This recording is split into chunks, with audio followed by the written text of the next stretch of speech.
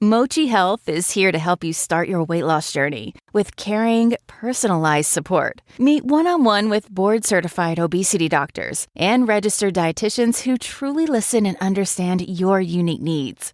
Eligible patients can access affordable GLP-1 medications delivered right to their door each month. No insurance? No problem. Mochi Health accepts FSA and HSA, making care accessible and affordable.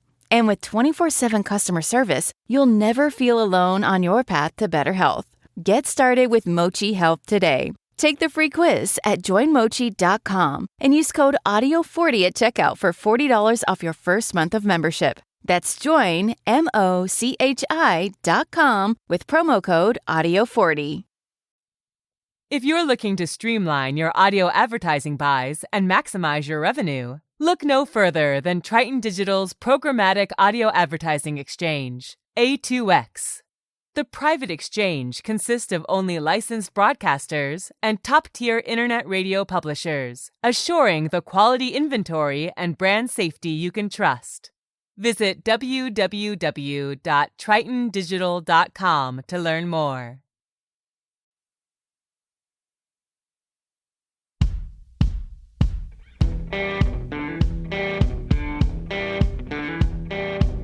I'm Brett. And I'm Alice. And we are the Prosecutors.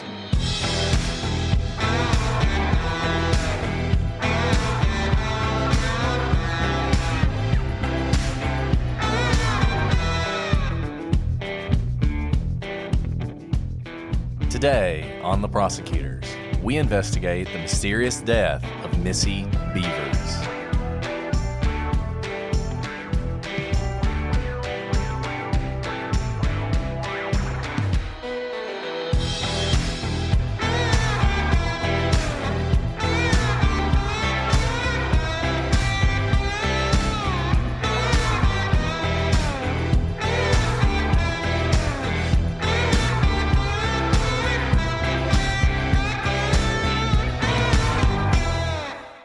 Hello, everybody, and welcome to the latest episode of The Prosecutors. My name is Brett, and I am your host today, and I am joined, as always, with my extraordinary co-host, Alice. Hey, Brett. Thank you for such a nice introduction. You know, I try, Alice. I want to make sure everybody knows just how great you are.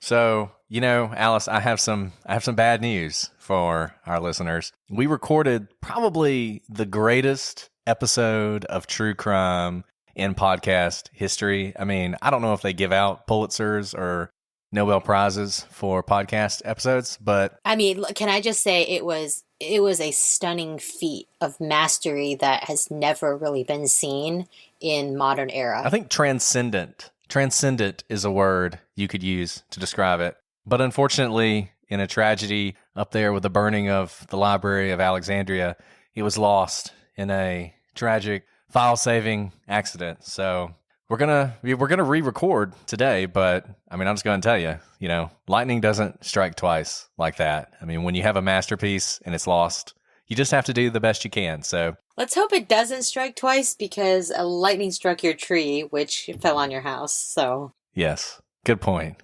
We want the file-saving gods to be with us today. So hopefully they will be. But hey, all this means is it's like we did a run-through of this episode, so you guys are going to get our true brilliance shining through. So today, we are going to talk about the death of Missy Bevers. This is a case I'm sure many of you are familiar with. It's a case that's covered a lot. So the way we're going to do this today, we're going to talk about the facts of the case, because one thing that we've learned, even in the short time we've been doing this podcast, is no matter how many times a case is covered, there are still plenty of people out there who either haven't heard a deep dive on the cases or only know generally about them. We have a fan in Romania, shout out to them, who was telling us that before our Elisa Lam episode, which is an incredibly covered case, they didn't actually know the details of that case. So I think one thing we're always going to try and do is give you the background and sort of go through the case. But then we really want to apply some of our prosecutorial background to this case and look at the investigation and where it stands and try and guess is not a good word, but using our expertise and our experience in these kinds of investigations, even though we don't have any inside information here, sort of walk you through what we think the police have done up to this point and why they may have reached some of the conclusions that they have reached. So that's our plan. Want to give a shout out to the Ronan Wheels blog, which has done a lot of great reporting on this case. We really enjoyed it, and it really sort of guided some of our thoughts here. So hope you guys will check that out. We'll have that link and several others up on the website when this episode goes live. But having said all that, turning it over to Alice. All right. So, as Brett mentioned, this is actually a recent case. This occurred just in 2016, and it's actually an ongoing investigation because the police have not caught who did this. Now, Brett mentioned that we were going to dive into the death of Missy Bevers, but I think to be more specific and more accurate, the murder of Missy Bevers. There is no question that she was in fact murdered. So, Missy Bevers is a 45-year-old woman who lives in Midlothian, Texas, and she teaches a fitness class early mornings at the Creekside Church of Christ in Midlothian, Texas. On April 18th, 2016, shortly after 5 a.m., on a day that Missy teaches her fitness class, her students showed up to Creekside Church to find her on the floor, unresponsive, with puncture wounds to her head and her chest. They called 911 and the paramedics came, but they declared her dead at the scene. Now, an examination of the building revealed that an intruder had broken in through a side door of the church. The good news is this church had surveillance video, but things started getting weird when the police looked at this video. You see, surveillance footage revealed that there was an individual dressed in SWAT gear or police gear, and they were wandering the halls of the church carrying what appears to be a hammer. But what's weirder still is that experts are in agreement that the SWAT gear this individual is wearing is fake. They say that the helmet is too shiny and it seems to be made of a cheap plastic rather than, real SWAT gear helmet that's meant to withstand trauma and bullets. And the going theory is that whoever did this assembled this SWAT outfit from secondhand stores and Halloween costumes. But it still proved to be an effective disguise because to this day, even though there's surveillance video of the individual, we don't know who killed Missy Bevers. We actually don't even know if this person wearing the outfit is a man or a woman. And I know that's probably going to surprise you if you don't know the facts of this case, and you're probably going to want to run to the website and watch the video, and you should. And what you're going to see is one of the weirder videos you ever will see in a true crime case. And that's really what we have in the community. This is an ongoing investigation. Like Alice said, this is a murder. There's no question about that.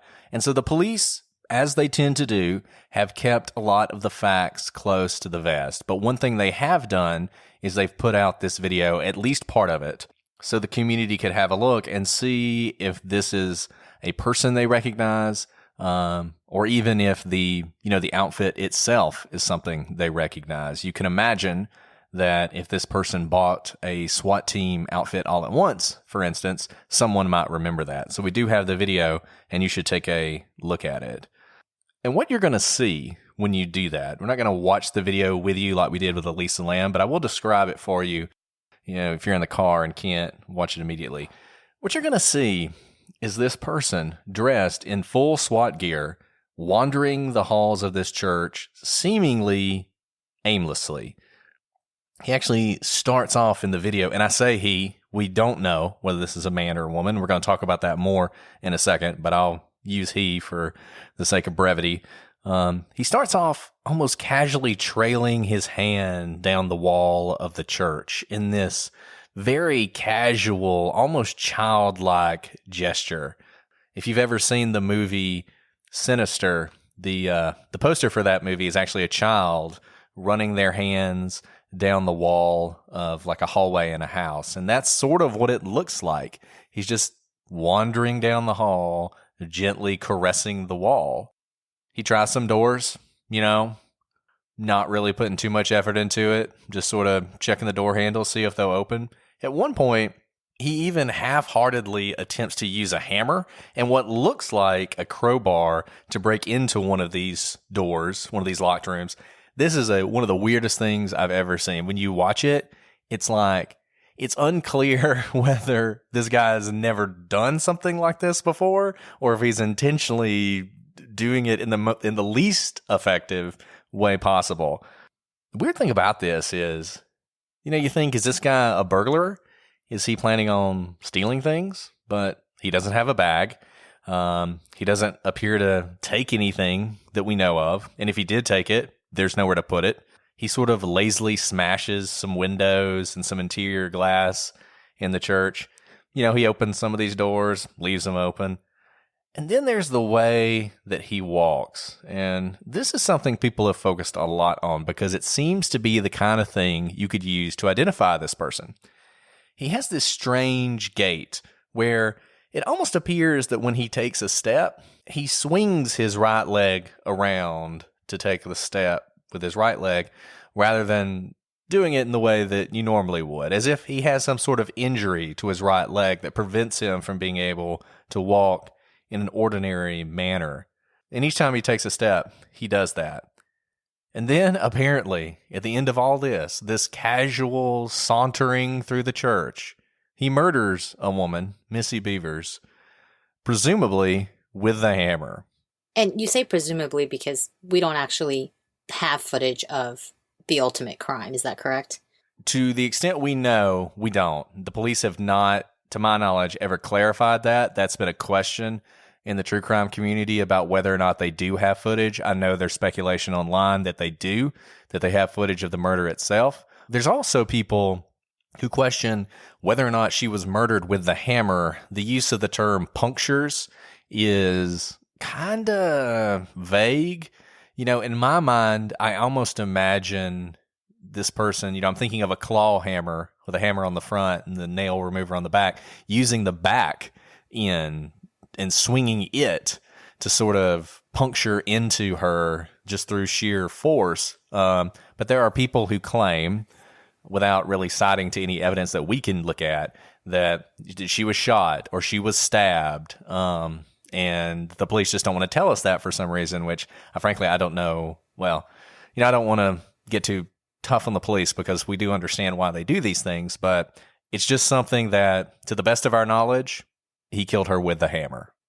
Right. And who knows, even the description puncture may be intentionally vague. We've talked about this before. When an investigation is still ongoing, there's still holdback evidence because the police try to hold information that only the killer would know.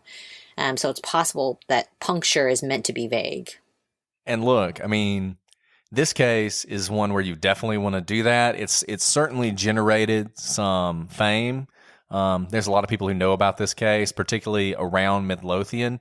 And look, I don't know why people do it, but people confess to crimes that they didn't commit. So in addition to being good evidence to use against the potential murderer, it's also nice that if someone confesses and said, yeah, I hit her with the back of the hammer and that's what caused the puncture wounds, and the police actually know she was stabbed or she was shot, they can very quickly eliminate that person and quit wasting their time with them. So based on this footage, some have speculated that the killer is between 5'2" and 5'7". That's actually kind of a big range. But what they base this on is the fact that you can compare this person walking to the height of the doors in the footage, and this person appears to be rather short. Now, I take a little issue with that there because, surveillance videos, and you'll see this if you watch the video, is usually being shot from above rather than eye level with someone. And so it's hard to tell where someone actually comes to on, a door, the height of the door. And furthermore, I would, say 6-inch spread is actually a pretty big spread. Someone who's 5'2", that probably is considered on the shorter side. But someone who's 5'7", if you're a woman, that's actually quite tall, average for a man. And so I'm not sure that I quite buy into the height based on this video. And there's a documentary series on Netflix, and unfortunately, I can't remember the name of it right now, but those of you who've seen it will remember this. It was a documentary series about different kinds of forensic evidence that were used in trials and how that evidence could essentially tell a story that wasn't true. And one of the shows was about video evidence, and it was actually about this exact issue where, based on the video, they thought the person was a certain height, and that led them to accuse this other individual, and this person was actually convicted. And then later on, they did another analysis of this video, and this guy that was convicted was like 6'2" or something. And when they did the next analysis, they realized that no, based on sort of the angle of where the camera was and several other things, that the person was actually quite short, like a foot shorter than this person at the tallest. So that actually ended up exonerating him. But it was only when that was looked at sort of a second set of eyes that they were able to tell that. And that was a case, like I said, where they went all the way through trial thinking that they knew how tall this person was. And in fact, they did not. And just from my own experience of seeing surveillance videos, they're usually at the corner of a room, which is quite high. Usually a typical person can't reach it. That's the whole point. So you can't cover the surveillance video, and it can capture whatever's happening. I sometimes play the game of trying to guess if I can, guess the characteristics of that person, whether it be their height, their weight, and then I'll open up the file of the suspect, and I'm always wildly off, just to kind of test that own theory on myself. People would be pretty surprised at how dramatically surveillance cameras, just the different kind of cameras, the different kind of lens, where it is, the amount of light, how it's angled can really distort what you think you're seeing. And look, you would think if you have surveillance video and you go to trial, that's a slam dunk. But defense attorneys are really good at doing exactly what Alice is saying and picking apart these videos and sort of pointing out that you might not be seeing exactly what you think you're seeing. So in this case, it seems like it's a pretty good video, but I am also hesitant to ascribe too many concrete characteristics to this person based on the video we're seeing. And speaking of people trying to glean characteristics of this person off the video, some people also say that this individual is overweight. Again, I think this is difficult to tell because they are in complete SWAT gear. They're covered head to toe in this, black attire. And it's hard to tell if it's because of their weight or their equipment that they seem bulkier. But everyone does ask, is this a man or a woman? I really think it's hard to say. Now, based on the supposed size of this person, that they're on the shorter side, and the way this person walks, many people are absolutely convinced it's a woman. In fact, there was a search warrant related to this case, and it states in the affidavit, in certain portions of the footage, the suspect appears to have what has been described as a feminine sway or walk.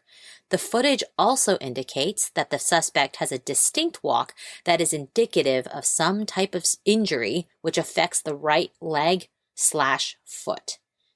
I'm going to stop there for just one moment and back up and talk about what a search warrant is. I know a lot of you may know what a search warrant is, but how it affects what we read in the affidavit. So, because we have constitutional rights, the police can't just search your property, your car, except in certain circumstances, of course, your house, typically unless they obtain a search warrant signed off by a judge. But with that search warrant, it has to be accompanied by an affidavit. And an affidavit is the sworn testimony of typically a law enforcement officer familiar with the case who can articulate probable cause to the judge as to why they need the search warrant to be granted.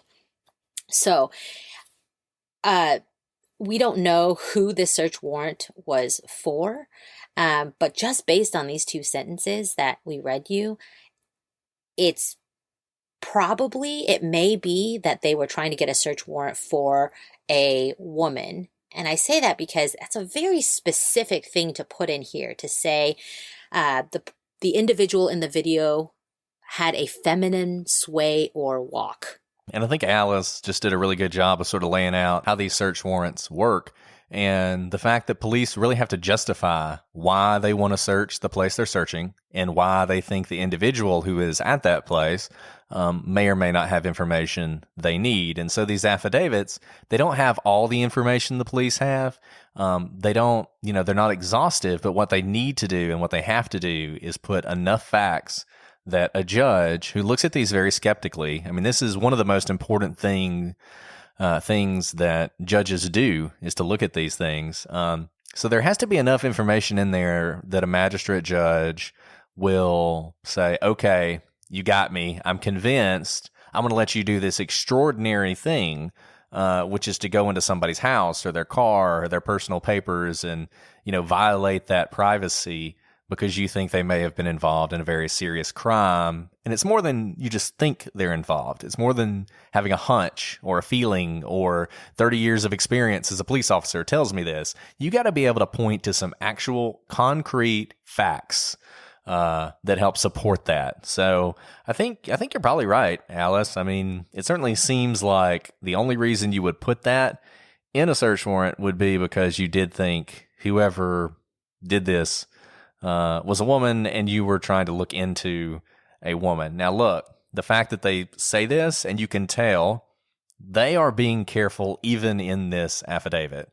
They don't say it is clear from the footage or we believe it's a woman. They say in certain portions of the footage, the suspect appears to have what has been described as a feminine sway or walk. That's a lot of qualifications.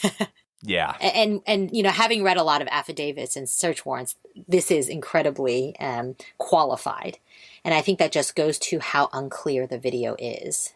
And it's possible, too, if the person they're looking at is a woman who has an injured right leg, it makes a lot of sense.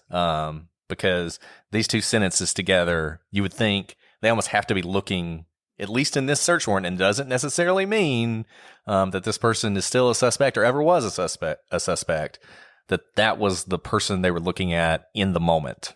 And this is just for, legal nerds out there. But I wanted to throw out there that, when you're writing a search warrant, you have to be specific enough to be able to articulate probable cause for the things you're looking for, especially if you're asking the court to let you seize something, take what it is that you are looking for.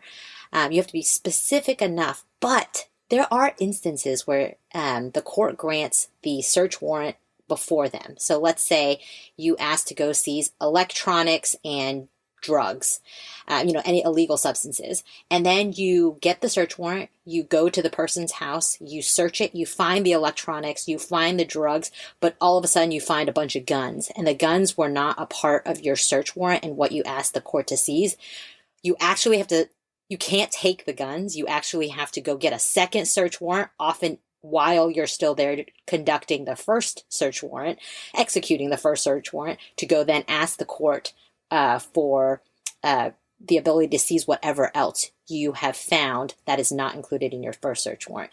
And I only include that because oftentimes people don't realize that search warrants are limited in themselves. And even if you see something with your own eyes, once you have a court order to be in that person's house, doesn't mean you get the right to take everything that you see.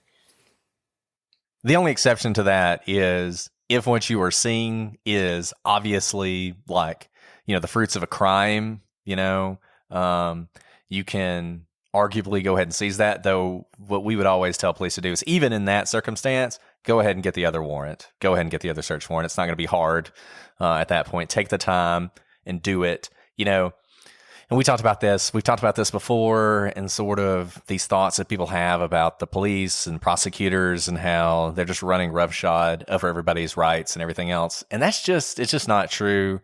And particularly in this kind of stuff, we take this very seriously. I mean, we have some long discussions between ourselves and the police officers and agents that we're working with about whether or not we should even try and get a warrant. And, these are thoughtful conversations, and it's not just, can we do it? Can we convince a judge? So though that's obviously very important. It goes beyond that to, is it worth it to take this step, which is it's a very serious step. It's basically right below indicting someone. So it is something people take seriously and put a lot of effort into. We mentioned earlier that we don't know if there is actually footage of the murder. And what would be nice to know, I personally don't want to see the footage if there is footage of the murder, but it would be nice to know if there was a struggle between this individual and Missy when she was attacked. Because the thing is, this individual, this intruder, just does not appear to be a physical specimen. Whether it's a man or a woman, it's hard to believe that Missy Missy, who is a fitness instructor, wouldn't have been able to beat back or really give this intruder a run for their money based on what we see on this video. Kind of a sauntering, potentially injured individual. Based on what I can tell about Missy, she could probably actually beat down most men. I think she could take me. I don't know if that says something about you or Missy. Yeah. And we just spent a lot of time telling you that just because you see it in the video doesn't necessarily mean it's true. But let's assume that what people think they see is what they see. Let's assume this is at most 5'7" person who is overweight and has an injured right leg and frankly doesn't appear to have all that much energy when they're wandering around the church.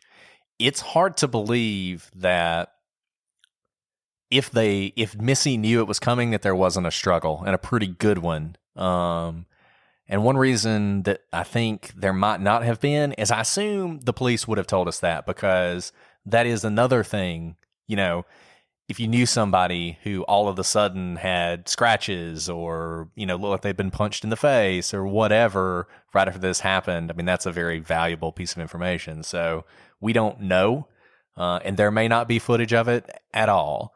But if there is footage, I've got to think it does not show a struggle. So we've talked a lot about this video, but it's not the only one. In addition to this video, the police have also released, not on the same day, but I think a few days, maybe even a week or so, maybe more than that later. I'm not sure about the exact timing, but they released this first video, and then they released a second video. And this video was shot the same day in the morning, this early morning, and it shows another bizarre series of events. Essentially, you have a car that seems to be casing a gun store, SFWA Outdoors, which is located about a mile down the street from the church we've been talking about. So the video shows a silver, people say probably 2010 to 2012 Nissan Altima, driving suspiciously through the rain in the early morning hours, entering this parking lot at around 1:58 a.m., and then leaving 6 minutes later at 2:04. So when you watch this video, and it'll be on the website, you'll see this vehicle cut its lights as it's pulling into the parking lot of this store, obviously attempting to evade detection. And, if there's other cars passing, hopefully to avoid them seeing it driving around this parking lot. It's kind of funny when you watch the video because they cut their lights off, but they're constantly hitting their brakes, which of course their brake lights are flashing the whole time. So it's not a very effective way to avoid detection. In fact, it would have been better just to leave your lights on. But in any event, at some point, as the car is driving very slowly around this gun store, there's some other cars parked in the back lot, and it sort of comes up on these cars right as the driver is turning its lights back on. And when he turns his lights on, you can tell he sees these cars and he turns his lights off. He then realizes there's no one in the cars and he turns them back on. I feel about 100% confident that's what happened. There are people who think this is some sort of elaborate signal that he's doing with some other individual, possibly, at the church a mile down the road. That just doesn't make sense to me at all.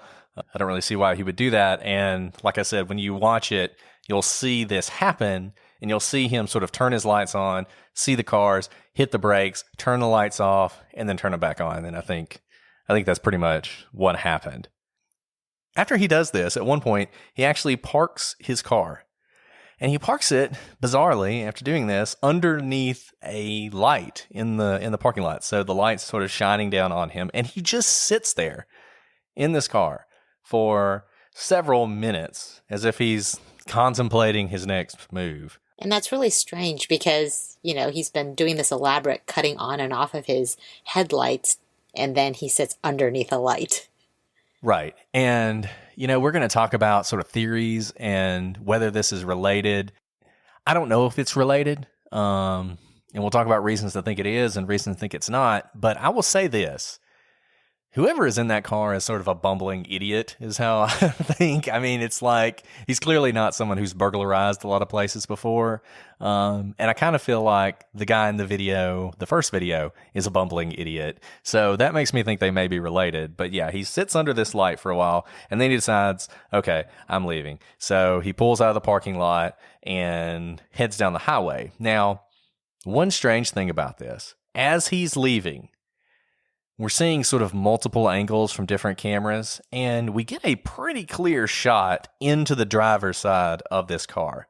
Now, we can't see really anything about this individual, but what we can see is that the driver's side seat seems to be pushed back as far as it will go. In fact, it really looks like the back of the driver's side seat is hitting the rear seat, which makes you think somebody pretty tall is driving the car. Yeah, I mean, just to give a little flavor to that, I am between 5'2" and 5'7", and there is no way I could reach the pedal of my car if my seat is all the way pushed back. Maybe not even halfway back. So I do think it has to be someone really tall. The best you could sort of imagine is the reason we really don't see him is because he's basically like laying down in his driver's seat, trying to sort of stay unseen. And so he's kind of stretched out in a way that you wouldn't be if you were sitting normally. But I don't know. I mean, everybody take a look at this. See if you agree with me on this. It looks like, I don't know that I could reach the pedals if my seat was pushed back that far. So definitely you should check it out. And now Brett mentioned that he thinks it's possible that these two videos are related because they're, it's kind of a bumbling burglar in both of them. I have to also, just mention anyone who conducts surveys or, puts surveys together knows that there's obvious survey bias in the order that you present questions.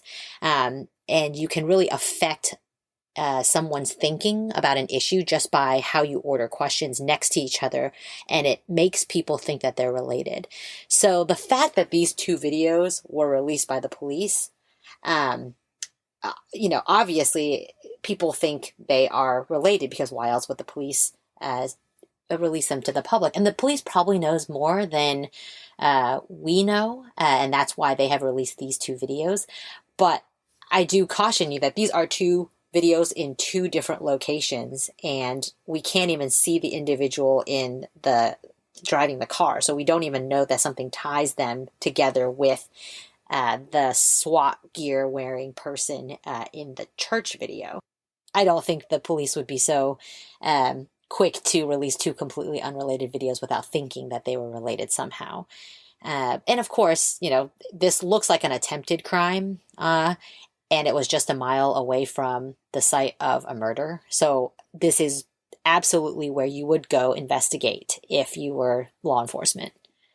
I mean, I think that it is definitely the case that the police want to know who was in this car. They want to know what they were doing that night, if for no other reason than to eliminate them as a suspect and to eliminate this vehicle as a suspected vehicle so that they can close that aspect of the case and move on. It's definitely suspicious enough and close enough that that's something you need to do. Whether they actually think it's involved, we don't know other than them releasing the video. The two things that I think counsel against it being related, Number one, the size seems different. If you assume that 5'2" to 5'7" is correct, then it's hard to see how that person could also be driving this car. And the timing doesn't work perfectly. As I said, they leave the parking lot of that church at 2:04. The first time we see the suspect on surveillance, and we don't know exactly when they enter the church, but the first time we see them is at 3:50 a.m. So that's almost 2 hours later. That's a good bit of time. So that's another thing that sort of cuts against these two videos being related. So, not surprisingly, suspicion immediately fell on Missy's husband, Brandon, and Brandon's dad, Randy. There was question that maybe they had conspired to kill Missy to get her out of everyone's life without having to go through a messy divorce. Now, that's a pretty heavy allegation. What's it based on? There's really no evidence that Brandon and Missy had marital problems or there was any other sort of problem within, the in-law family. But there were just vague rumors that maybe Missy and her husband weren't getting along or that Brandon's family didn't like Missy. And, this was reported even on CBS News, who said that Missy had an affair and that the marriage was on the rocks. But again, like we said, there's really no evidence of this at all. And if you've read that story on CBS, if you have, a chance to check it out, man, it's really vague, and it's almost sounds like sort of rumor and innuendo, the kind of an unknown source says that this had happened. And look, just because let's say Missy had an affair. That doesn't mean their marriage is on the rocks. It doesn't mean they haven't moved on from that. It doesn't mean that, they want to kill each other, as it were. So people put a lot into that, but I think, once again, as we say a lot on here, you got to take a step back, stick to the evidence, keep away from the rumors. Right. And so kind of bootstrapping this theory, people don't look at evidence because there is none of it. They actually look to a press conference that was held shortly after the murder. Missy's husband was at the press conference, and people say that he didn't appear to be particularly upset about her murder, and that he doesn't react the way people think he should have reacted. But gosh, that is such a weighty allegation to throw around based on how he should or should not have reacted, especially if he had nothing to do with this. Wouldn't you be shocked if your healthy spouse were all of a sudden murdered and you don't think they have any enemy in the world? I wouldn't even know how to react. I don't know what's the proper way to react. I don't know that anyone who hasn't been through something like this has any idea how they would react in this kind of situation. Personally, I'm the kind of person who typically is kind of unfazed by things. I don't easily get ruffled or upset. I'm like the calm guy in the room when everything's going crazy, but I can't say that that's how I would be if something happened to someone, that I loved, or even imagine that they were on hard times and they were thinking about getting a divorce. This is somebody he spent a lot of time with that at least at one point in his life he loved. He's going to be upset about the fact that she's dead, and he's going to react to that in his own way. And if he knows, which everyone does, that he's a suspect, that people are looking at him, that people are suspicious of him, that's even more reason he may act in a way that seems weird or unusual. It's always a tough thing to get interviewed, on television. When you're getting interviewed about your wife being murdered, wow. Yeah, I don't think you can read a lot into that. Yeah. And, similarly, there's really no evidence that Missy's father-in-law, Randy, had anything to do with her murder either. But people say that Randy had a similar unusual way of walking that's like we see the killer in the video. And that's it. Just kind of potentially the way he walks. Now, there's a big problem with putting your suspicion on Brandon or Randy. Both of them were out of town when Missy was murdered. Brandon was on his annual fishing trip to Mississippi, and this was a fact confirmed by friends. And Randy was in California. And the police were able to confirm this by using his cell phone and also checking flight records, seeing that he did, in fact, check in and fly to California. Yeah, we're going to talk about this in a second when we talk about how we think the police have investigated this, but it is funny. We'll go ahead, we'll link to a video somebody did where they actually have spliced video of the killer and video of Randy from this press conference so that you can see how they walk and how it's similar. But here's the thing. At the end of the day, if Randy wasn't even in the state, it's hard for him to have killed her. So I think as much time as people have spent analyzing the way Randy walks, I don't think that's a fruitful line of investigation. So briefly about the timeline, and then we'll talk about some of the weirdness in this case and some of the weird things that have happened. And then we'll talk about this investigation. So as we said, we know at around 2 a.m., we have the suspicious vehicle on camera a mile from the church in the parking lot of a tactical goods store. Time unknown, the suspect arrives at the church and forces his way inside. As far as we know, police may know more, but as far as we know, the first time we see him and the first time he is seen on surveillance video is 3:50 a.m. 26 minutes later, Missy is seen on surveillance video arriving in the parking lot and entering the church building. At 5 a.m., which is when the class was supposed to start, we have the first 911 calls come in from Missy's students who had arrived at the church and found her unresponsive. I want to say something about that timeline. So I've taught classes before, fitness classes, and I typically try to arrive before the start of my class to just get ready. I typically don't arrive that much earlier because I anticipate the earliest someone will arrive at my class to be about 10 minutes before class starts. And the reality is most people who take classes show up like a minute after class starts. But I try to get there before the first person, which means I try to get there about 15 minutes early. I don't think I've ever shown up to a class that I teach 45 minutes early. And so Missy showing up 45 minutes early, that may have been something she did always. And in fact, if it is something that she does always, it might say something about the killer that they would know to be there so early, well before 45 minutes before the class, to be ready for her when she comes in.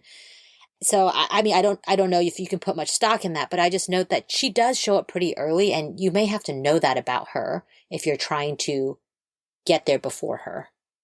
I think this is a really good point that Alice is making. It's a point that I want to discuss a little bit. Let's go ahead. Let's talk about one of sort of the alternative theories that you've probably thought of, even as we're talking about this case. So Randy and Brandon aren't in town. Well, maybe they hired a hitman, right?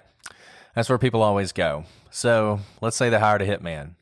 This is a really weird way to assassinate someone because, number one, it has to be planned while these two gentlemen are out of town. And the thing about this is unusual for Missy. She doesn't normally teach this class inside. Normally, she teaches it outside. The only reason that she's doing it inside that day is because it's raining. And if you watch the surveillance video of the car, man, it's coming down. And so she had posted on Facebook for the group, if it's raining, we're still training. And that laid out sort of where she would be and when this would start. Now, look, if I was going to kill someone, if I was a hitman, just put yourself in the hitman's shoes.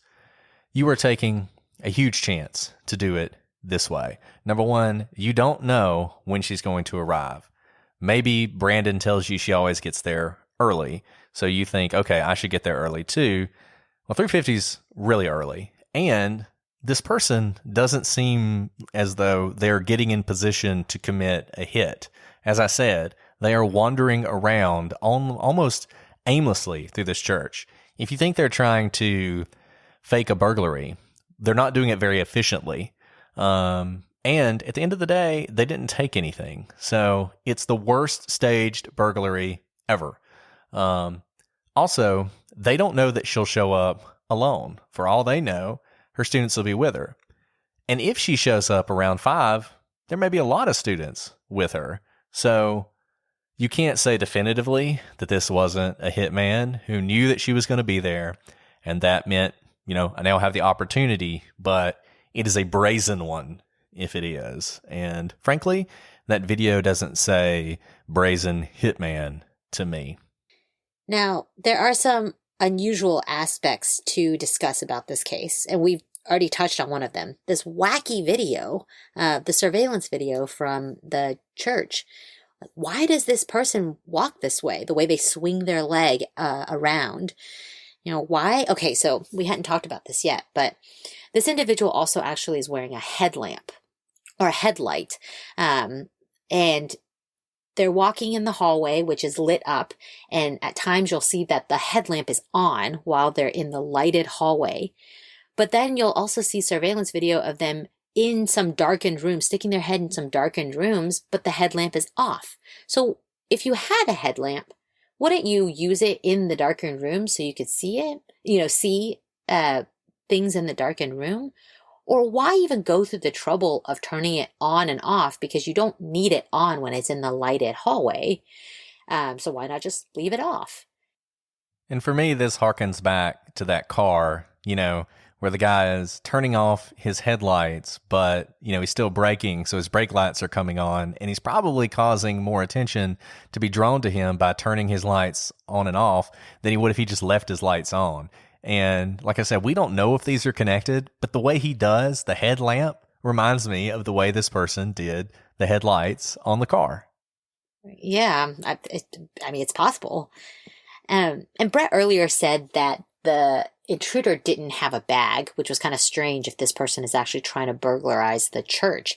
But they are carrying a white box in their hands, and I can't tell what this box is. Maybe if you watch the video, you can have an idea of what it... Brett, can you tell what this box is?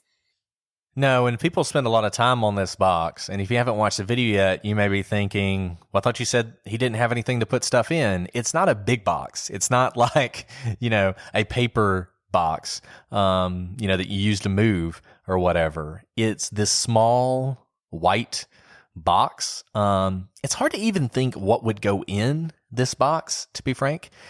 Some people say that it has the emblem from the tactical store that the person was casing. If that were true, obviously pretty interesting. But you only see this box towards the end of the video when the person goes into one of the hallways right before the video cuts off. I would love to hear what people think about this box. Maybe it contained the weapon that caused the puncture wounds. Maybe it did.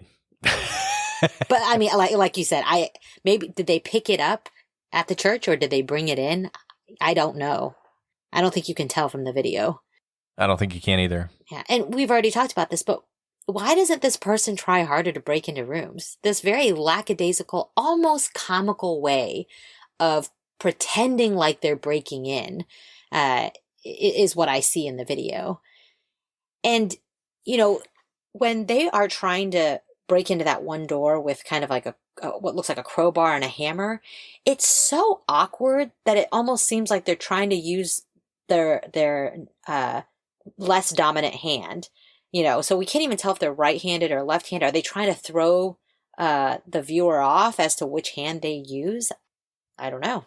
Yeah, it's a weird video. Yeah, and then of course, we don't know if this is a male or a female. I mean, I think the word I would use to describe this video is absurd. I mean, it's an absurd video. It's not like anything I've ever seen. It's not like any, piece of video evidence I've ever seen. Basically, nothing this person does makes sense. It does not look like someone on a mission. I think that's the best way I can describe it. It does not look like someone on a mission. No, it does not. So we sort of touched on this, but people talk about, is it weird that both the husband and the father-in-law just so happened to be on vacation that week, creating the perfect alibi? Now, as to Brandon, we know that this was a yearly fishing trip he did with his friends. So, unlucky, I guess, but maybe not necessarily weird. Don't really know anything about his father and how much he travels. Now, obviously, we've talked about this before. If you talk to FBI profilers, they'll tell you one thing people do is they want to get away from the crime. They don't want to be near the crime. This is particularly true when somebody hires a hitman. Even better. Not only are they murdered, but it couldn't be me because I wasn't in town. Look, it's not a bad argument. We're going to talk about, like I said, when we get through some of these weird things, we're going to come back to this and to how this investigation has been conducted and why we don't think a hitman is involved.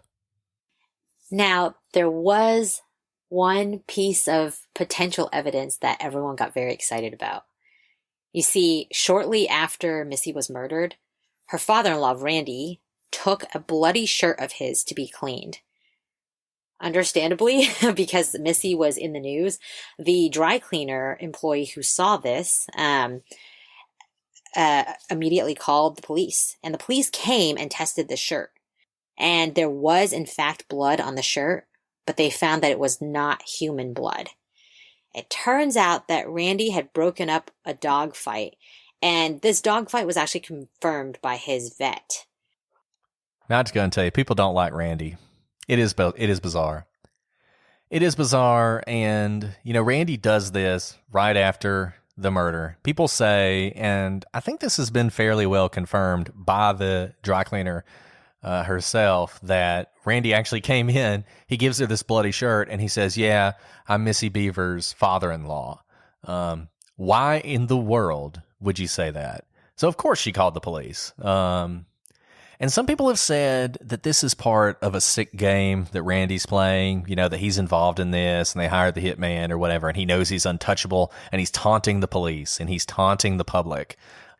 But yeah, at the end of the day, once again, no matter how Randy walks and no matter what was on his shirt, if he wasn't in Texas, he didn't commit the crime. So we'll just come back to this because it's a critical part. Are the two videos related or are they not? If they are related, obviously that changes the way we look at this. If they're not related, that would be an important thing to know.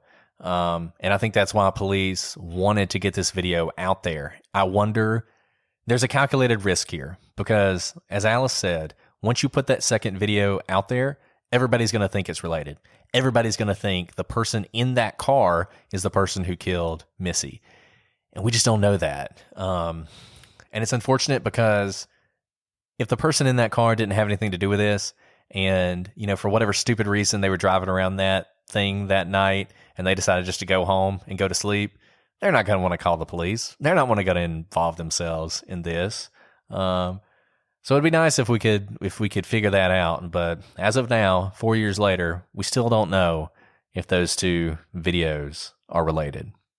So now we'd actually like to change our focus a little bit and talk through this investigation from our perspective, having prosecuted cases and walked alongside our law enforcement agents as they investigate a case. If you've been following this case, you may know that the police have actually ruled out the Brandon and Randy as suspects. Now, let's talk about that, because how much significance and weight should we put into that? So let me put it this way. They could be ruling them out because they are, in fact, there's no evidence and they have, reached the end of their investigation with respect to those two suspects and they are convinced that they are not suspects.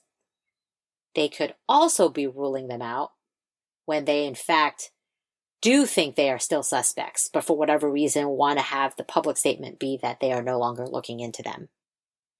And that's why we have to think about how much significance to put into the fact that they've ruled out those two. Right.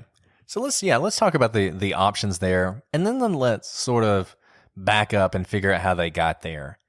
So it is possible that they put this out there so that Randy and Brandon would let their guards down and it would help the investigation. The police don't like to lie to the public. They don't like to lie to the press, but I would not say it's unprecedented for them to do so in a case that's particularly difficult to solve. Think of the Atlanta child murderers or the Zodiac killer or whatever. The police might be willing to do all sort of things to catch those people. This case is not exactly that. So, are they lying? I don't know. It's also possible that they're telling the truth, but it's just not that significant. Okay, yeah, they've been ruled out for now until they find some evidence, until they find a witness, until they find out who was in that car, and then it might change. The police aren't held to whatever conclusion they hold, right?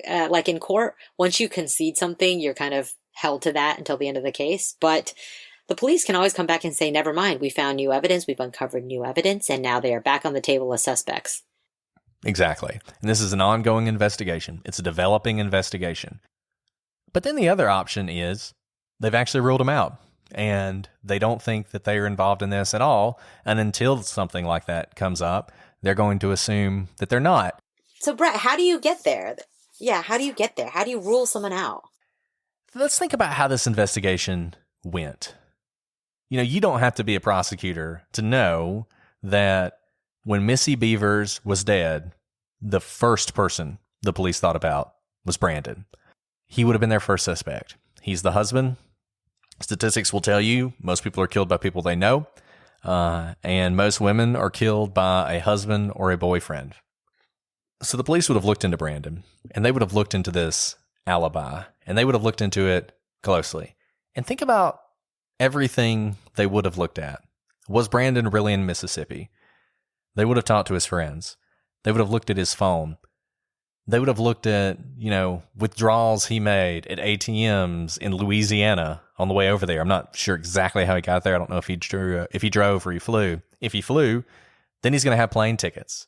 And in a post 9/11 world, you're not flying anywhere without leaving a record. The police would have been able to determine fairly quickly if Brandon was in Mississippi. If he weren't in Mississippi, he would be in jail by now. So I think we can feel pretty secure that he was in Mississippi. Well, let's assume at that point they moved on to the father-in-law. Same thing. Father-in-law says he's in California. He better be in California. If he's not, he'd be in jail by now. It's pretty clear the police looked at his phone as well, that they looked at plane tickets, that they looked at movement of money or where credit card charges were made. It's very difficult in this world today, even putting aside the fact that Twitter and Instagram and, your iPhone know exactly where you are when you're there. Putting that aside, it's almost impossible to travel to another state without leaving a significant trail. So then let's assume they hired a hitman. How did they do that? How did they pay him? Now, Alice can talk about this a little bit because she's done some of these financial transaction cases. Alice, how would you even do it if you wanted to pay off a hitman without anyone knowing? I don't know what the going rate for a hitman is, but it's going to be a substantial amount of money. Probably more money than you just have laying around in cash. Now, there have to be first communications, probably, with this individual. And in this day and age, most people communicate through electronics, whether that's by email or by cell phone. It's possible they met in person to talk, but this level of planning, we see electronic communications. So I don't know what the police did in this case, but they probably looked at phone records, and you look at repeated calls to a certain number and you investigate who is on the other end of that call. Then if you are able to hire someone to be your hitman, you have to pay them. And, there are a lot of regulatory things in place in order to catch fraud. And some of these safeguards are banks have to report if they suspect any sort of fraud. And this could be anything. And the regulations make it really easy for the banks. They don't have to know what the fraud is. All they have to look at is if you are withdrawing a lot of money over time or at one time, or you're putting a lot of money in over time or all at one time. And that's just because, illegal enterprises typically deal in cash. And so if you're seeing large amounts of cash coming in, we're talking, tens of thousands of dollars coming into a bank account or leaving a bank account, there is, oftentimes it raises a red flag. Now the banks have to report it, but not every single one of their reports has to be investigated. And the purpose is you have a log of suspicious activity. And if it turns out that someone's account later on becomes relevant for investigations such as this, there's a log from the past of any sort of suspicious activity that they may have conducted using their bank accounts. So all that to say is the financial industry, that being banks, is very highly regulated and also well reported on. And it would be really difficult to be able to have enough money to pay off a hitman and it not show up in some sort of financial records. And I'm not just and talking... you can... Yeah, go ahead. No, go ahead. I was going to say, it's not just cash we're even talking about. They're also looking if you're using that cash or using money to buy large amounts of other things such as coins or gold bars or even guns that you can hide or shelter money in. So again, if you're paying someone in other sorts of means, such as paying them in guns, that also is going to show up somewhere because you have to buy the gun somewhere. Right. At the end of the day, you can rest assured that the police, they subpoenaed his bank records. They subpoenaed his phone records. They probably looked through his email. They would have seen. So imagine, okay, he's got to get $20,000 in cash, and he's smart enough to know that if he pulls out $10,000 here and $10,000 there, that'll be a record of it. So he only pulls out a couple hundred here, a couple hundred there. We have a word for that. It's called structuring. And when you look at someone's bank records, you can tell if they're doing that, if there are large amounts of cash that are disappearing. Missy Bevers' family, they're not rich. These are not people who have $100,000, they keep under the sofa for a rainy day. They looked at his credit cards. They would have scoured his financial history to determine whether or not he had the money and he had the means, even if he could find a hitman, to pull this off. He's not in the mob. He probably doesn't know killers. And this wouldn't have been cheap. So if you're thinking there's a hitman involved, I don't know what to tell you, except if there was, Brandon and his father-in-law are some of the most sophisticated killers in American history, because with the amount of scrutiny that was on them, it is hard for me to believe they could have pulled this off and not left some kind of trail behind. And that leads me to think that when the police say they're not involved, it's because they're not involved.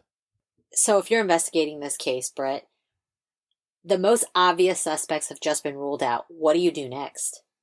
Yeah, so the way these investigations tend to go is it's like a circle. And you start with a person who's murdered. They're at the center of this circle, and you have sort of concentric rings going out. And the first person you look at are the people who are closest to him, family members, husband, even father-in-law, as we've seen in this case. Once you rule those people out, you got to go further out. One thing people have looked at in this case are members of this class. So they would have known Missy's movements. They would have known that she tended to get there early. They would have known that she tended to go alone. And they would have had the benefit of this Facebook post telling them exactly where she would be and when she would be there. Now, this is a public Facebook post, so let's not go crazy. It's not like they're the only people who knew, but they would have known. The problem is, what exactly is their motive? And we're going to post a lot of articles, and one of the articles we're going to post is actually fairly critical of the true crime community.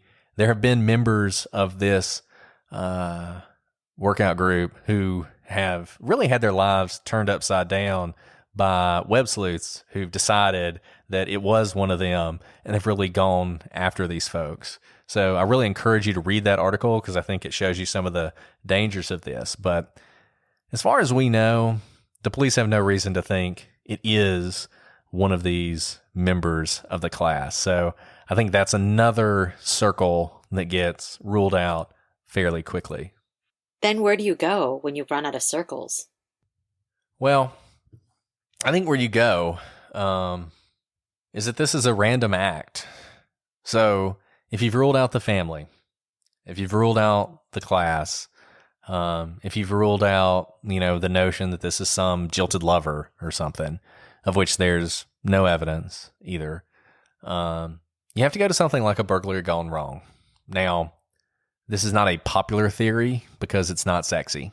We actually, I think there's something psychological about this. We don't like random acts of violence. We would rather it be Brandon, because if it's Brandon, then it's sort of Missy's problem. You know, if it's a random act, then it can kind of happen to anybody. But if you pressed me and you asked what was going on here, I think the video we see, and look, I get there's some contradictions here. You know, the height estimate on the person and the car does kind of bother me. But I think when you look at the behavior in both cases, I think what you see is someone who is not very sophisticated, who wants to burglarize something. If I had to guess, I would say it's probably because they want to buy drugs or whatnot. They're casing this gun store because guns are a good thing to steal. People steal guns all the time. Don't do it. It's a federal crime. But people do it a lot. But I think this person probably realized pretty quickly that this is a hard target. It's not easy. There's a lot of cameras. It's not easy to break into a gun store. And so I think at some point they left that gun store and looked for another target, and a mile down the road is a church. And, you know, gun stores are robbed a lot. So are churches. Churches are soft targets. They often have a lot of expensive electronic equipment inside. They often occasionally have large amounts of cash inside. People even break into churches, you know, they break into a lot of places to do this, but there's still the copper wiring out of the air conditioner. So I kind of imagine that this person broke into the church looking for something, thinking, man, I got this place to myself.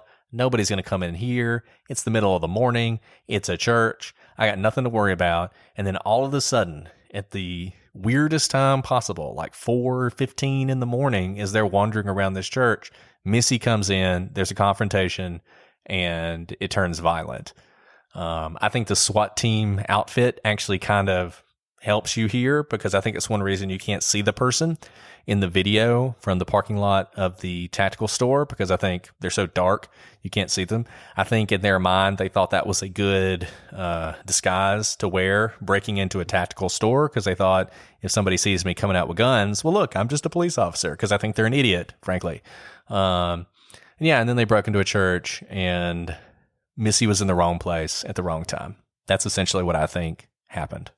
So, Brett, I think that's a really good theory. I agree with you that this is likely a random act, and it's probably done by someone who does not know Missy, which is why it's so difficult to solve this case. Because I do think if it's someone who knows her, there's been so much scrutiny in this case that usually you'll be led to that person before long. And it's been 4 years, and this is still an unsolved murder. And just go back to the video, you know? Like, we've talked about the surveillance video a lot. We look at a lot of video, and the most useful video is when you think you know who did it, and you think you know how they did it, because then you can use the video to confirm that. Now, with all the video they have, if this were somebody that they have identified as a suspect, they should be able to nail that person by now. They got video of the car. They got video of the person. You would think and look, we're all doing it, right? Like all the people out in true crime land, what are they doing? They're looking at the way the father walks. They're looking at the way the person walks in the video, and they're trying to compare the two. And, you know, I think this video, the fact we have it, but that no one connected to Missy has been arrested, gives you a really strong sense that this is not someone that they have been able to identify as a suspect. Now, I think your theory still leaves some questions for me, namely this 2-hour gap between the first video of the car and then the first time we see this person or an intruder in the church, and a few other things that just still leave question marks in my mind. So I'm going to add to your theory that I do think this is a person who's probably not very good at being a burglar, but I think that there might actually be some sort of drug use at issue here because of the way this person's acting. I can imagine that this individual, maybe to calm their nerves or just to get hyped up to rob a gun store, you know, takes a hit or gets high or does something, and they are under the influence. That's why they're being a really bad caser of that gun store. They're kind of coming in, trying to act stealthy, but then not at all. As you noted, they're kind of turning their lights on and off in an erratic manner, not as if they know what they're doing. And they ultimately park under a light when it seems like they've been trying to avoid detection by turning off their headlights. Maybe they're sitting under that headlight to think, what's next? Or to pull out a needle or a joint or something, because they're freaked out about what they tried to do, and they decide, you know what, I don't know if I can do this. This seems like a lot of work, and they drive off. Maybe in those 2 hours, they're sitting in an alley and doing more drugs or getting high, what have you, and they still want to do something because, you know, they came out to steal something. So they end up at the church, and I'm actually wondering if this person doesn't walk with that weird gait that we've been seeing in the video, and that might be part of the reason it's been so difficult to find this individual. I wonder if they're walking that way because they're under some sort of influence. You know how like when you're acting kind of loopy, you might swing your leg around? I can almost see that's what that person's doing, that they're not actually injured or have a strange gait to begin with, but they're just kind of running their hands on the wall, swinging their leg because they're under the influence. And that may also explain why they're able to overcome Missy, who, you know, seems to be a very fit person, because they aren't actually injured. They aren't actually this aimless person. They're just under the influence. And when you're under the influence, you can do very erratic things and lash out and be paranoid, and potentially kill someone. Yeah, and I think it also explains, if you're right, what is really an overreaction here. I mean, you know, adding murder to a burglary is a big deal. But like you said, if this is somebody who is currently under the influence of drugs, then it wouldn't be surprising that in that moment of panic, they end up murdering somebody. Yeah. So, Brett, do you think the police are going to be able to solve this someday? You know, I do. And I realize it's been 4 years, and I know that after that much time, it's difficult. You know, usually if you don't solve a crime like this quickly, a lot of times you don't solve it. The murder clearance rate in this country is really low. You know, it's only about 50%, which I think would surprise people. And for crimes that are not someone, that are random acts of violence, that are not someone that the victim knows, the clearance rate is even lower. So, like I said, I just feel like if this were someone she knew, with the evidence they have, they would have gotten that person by now. So I don't think it's someone they know. I still think they're going to solve this case, and I'm hoping that podcasts like this and others who've done this will help, because this is one of those, somebody knows something. Somebody knows who was in that car. Somebody knows that car. Somebody knows a person who walks like that, who has, you know, a full SWAT outfit. You know, somebody knows some information in this case that they can use to help the police get to the bottom of this. And I hope if you're one of those people, you don't have to talk to us, but, you know, give the Midlothian police a call. Leave an anonymous tip if you want to. But I think somebody knows something. I think eventually that person's going to come forward, and I do think that this case will be solved. Well, that's a positive note to end on. Yeah, and you know, I know a lot of you guys are going to disagree with us on this. I know a lot of you think that this wasn't a random act of violence. I hope you'll reach out to us and let us know if there's evidence we've missed, if there's arguments we've missed. Let us know about it. Shoot us an email, prosecutorspod@gmail.com, @prosecutorspod for both Twitter and Instagram, and prosecutorspodcast.com is our website, and we'll throw up a bunch of these documents and videos we talked about today on there so you can take a look at them. Thanks to everybody who's been listening to the podcast. We have been just thrilled at the amount of feedback we've gotten, at the number of people who are downloading, people who are leaving reviews. You know, keep leaving those 5-star reviews on Apple, and just, you know, keep letting us know what you think. A lot of people have reached out with cases they'd like to hear about. We're going to do some of those cases in the coming weeks. And that's what we want. You know, we want this to be an interactive thing. We want this to be more of a conversation than anything else. So I hope you guys will keep talking back to us. But, you know, I don't know if you have anything else, Alice, you want to add? That's it for this time. We're really glad you guys joined us. Yeah, we're so glad you guys joined us. We'll be back next week with a new case, new questions, and hopefully new answers.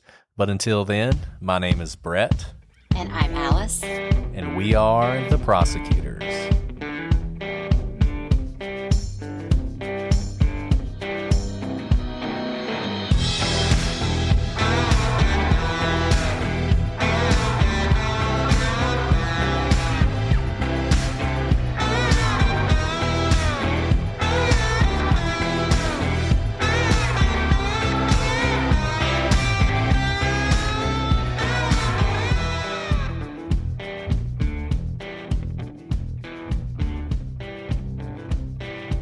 And if I said that wrong, you can. No, that's right.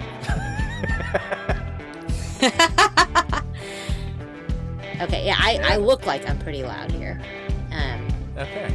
I mean, you're usually loud. Well, that's kind of your thing in life, I mean. Yikes. Yikes!